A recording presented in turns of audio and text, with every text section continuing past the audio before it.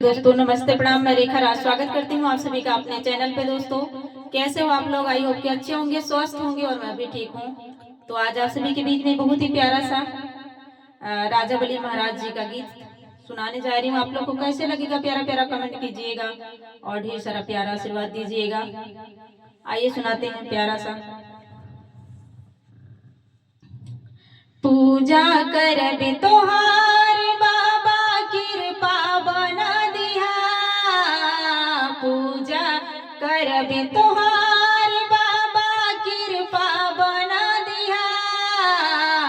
अगले जन्म में बाबा हमें अहिरा बना दिहा। अगले जन्म में बाबा फिर अहिरा बना दिहा। पूजा करब तोहार बाबा कृपा बना दिहा। पूजा करब तोहार बाबा कृपा बना दिहा। अगले जन्म में फिर बाबा हमें अहिरा बना दिहा। अगले जन्म में फिर बाबा हमें अहिरा बना दिहा।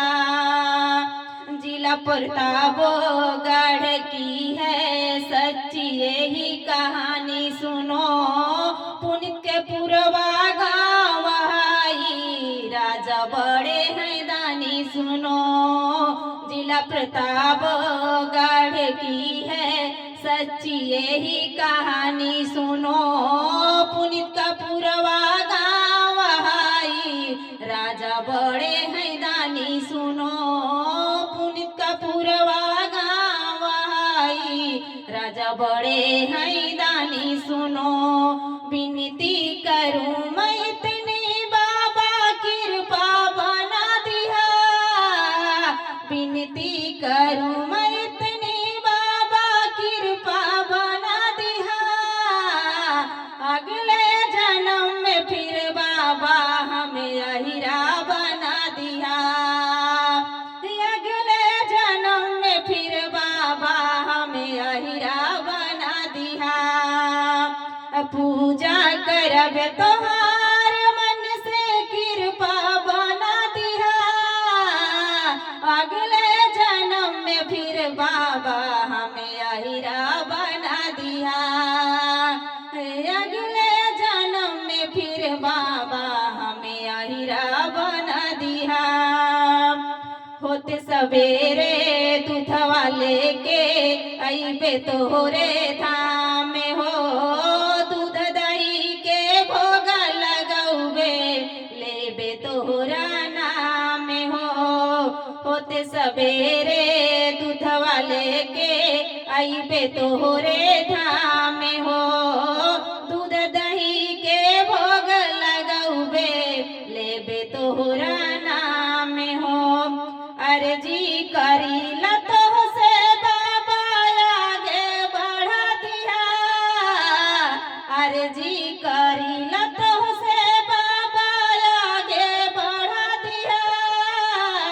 अगले जन्म में बाबा फिर अहिरा बना दिहा।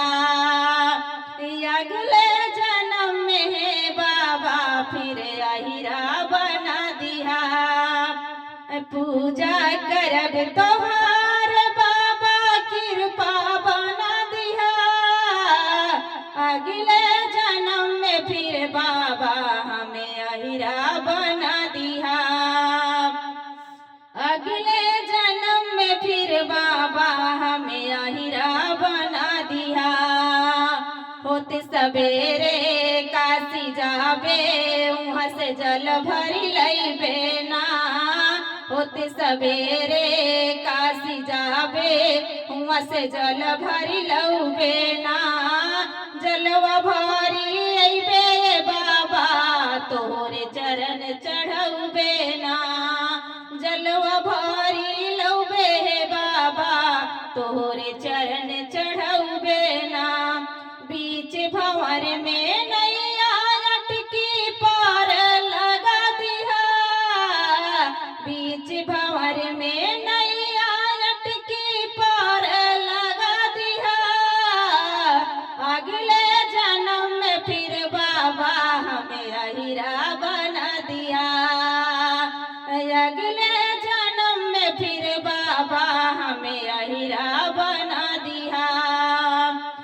पूजा करब तोहार बाबा कृपा बना दिहा, पूजा करब तोहार बाबा कृपा बना दिहा, अगले जन्म में फिर बाबा हमें अहिरा बना दिहा, अगले जन्म में फिर बाबा हमें अहिरा बना दिहा, रहबे तोरे पास बाबा दुखवायापन बतौबे हो, रहबे तोरे पास बाबा दुखवायापन बतौबे हो, तोहरे शरण में रह के बाबा सुतल भाग जगौबे हो, तोहरे शरण में रह के बाबा सुतल भाग जगौबे हो, अपने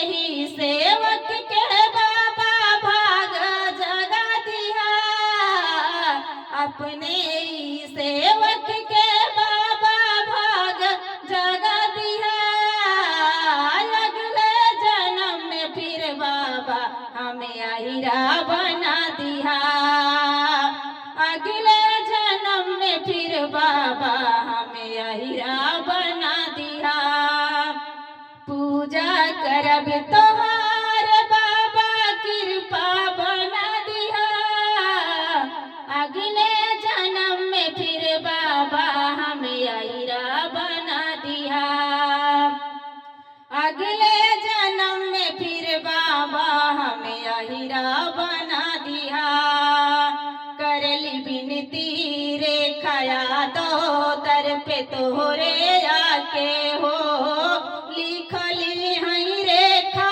राज सद्रा तोहरी बना के हो, करली बिनती रेखाया दो दर पे तोहरे आके हो, लिखली हई रेखा राज सद्रा तोहरी बना के हो, लिखली हई रेखा राज श्रद्धा तोहरी बना के हो, गावेली रेखा अपने स्वर में आगे बढ़ा दिया, गावेली रेखा अपने स्वर में आगे बढ़ा दिया, अगले जन्म में बाबा फिर अहिरा बना दिया, अगले जन्म में फिर बाबा हमें अहिरा बना दिया, पूजा करब तोहार बाबा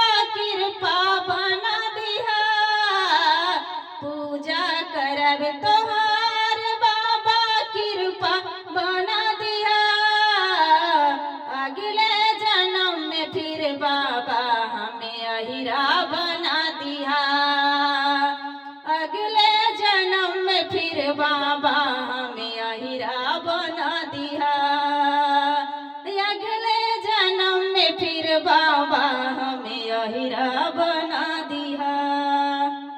जय हो राजा बलि महाराज की जय। और दोस्तों आप लोग को मेरा गीत कैसे लगा आप लोग कमेंट बॉक्स में जरूर बताइएगा। बाय बाय दोस्तों।